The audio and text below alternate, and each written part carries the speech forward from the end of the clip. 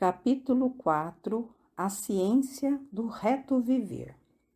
Nos capítulos precedentes, estudamos as propriedades dos signos do zodíaco e dispusemos os grupos anatômicos de modo a facilitar seu estudo aos estudantes de astrodiagnose, pois é necessário que estes se familiarizem tanto com as propriedades básicas dos signos quanto com as dos astros. É impossível ao estudante fazer qualquer progresso na arte do diagnóstico através de cartas astrológicas, a menos que ele possua considerável conhecimento do zodíaco e das propriedades dos signos e astros.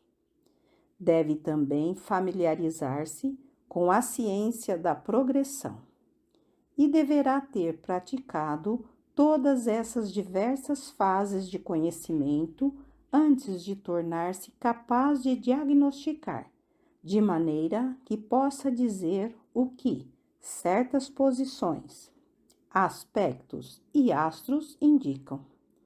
É essencial que ele compreenda o temperamento e caráter do paciente antes que realmente se certifique de seu diagnóstico.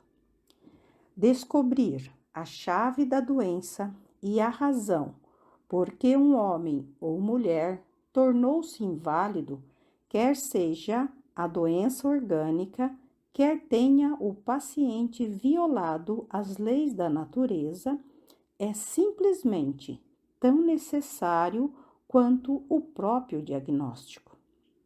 De que vale conhecermos o tipo de enfermidade mostrada no horóscopo se não pudermos indicar ao enfermo onde ele violou as leis naturais? Em 95% dos casos, a doença decorre de métodos errados de vida, e poder mostrar isso ao paciente conduz à cura. Removamos, pois, primeiramente a causa, e então a cura seguir-se-á como resultado natural.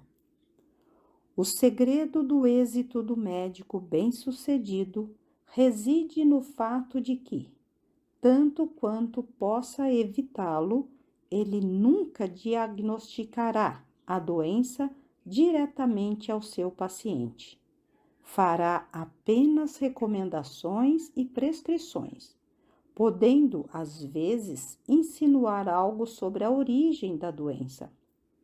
Poderá também orientar o enfermo quanto à alimentação e à maneira de viver, bem como dizer ao paciente o porquê ele deveria descontinuar certos hábitos.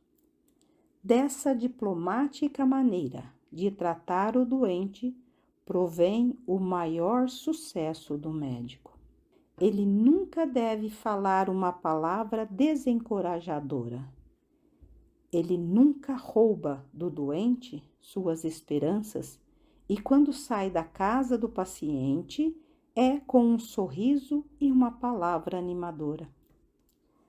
Há exceções, contudo, porque existem médicos, e de modo nenhum constitui a minoria, que, posando sob o nome de médico, predizem a morte ou falam da necessidade de cirurgias de vários tipos, antes que eles real e verdadeiramente façam o diagnóstico da doença. Sob os cuidados de um médico assim, é comum que o pobre paciente se sinta perdido, pois aquele de quem esperava alívio, na realidade, apenas lhe rouba as esperanças. Por conseguinte, queremos que nossos estudantes gravem isto de modo indelével: nunca, em tempo algum, devem predizer a morte. Nunca também, em tempo algum, digam ao paciente que ele está com problemas no coração, que corre o risco de ficar louco ou que se encontra afetado pela pavorosa doença da tuberculose. O medo é normalmente pior em seus efeitos sobre a mente de alguém em estado negativo que a própria doença. 90 em 100 pacientes adoecem por adotarem métodos errados e perigosos de comer. Adoecem por medo, adoecem por causa da falta da força de vontade para resistir às tentações. De fato, toda doença é resultado da ignorante violação das leis da natureza.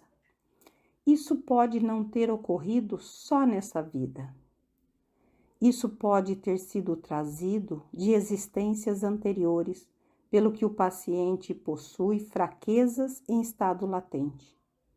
Assim, podemos perceber que, para poder realmente ajudar na cura definitiva do doente, o curador, ou a curadora, ou diagnosticador, precisa ter suficiente conhecimento que o capacite a dar ao sofredor as necessárias instruções para um reto viver. Nosso conselho ao leitor seria para que estude cuidadosamente e, se possível, memorize as lições precedentes de astrodiagnose, que se familiarize também com as propriedades dos diversos alimentos e suas combinações. Pois, se dissermos a um paciente que modifique sua dieta, podemos esperar que ele nos pergunte o que deve comer então. Pode-se concluir, portanto, de todas essas considerações, quão necessário é se obter um conhecimento sadio e seguro da ciência do reto viver.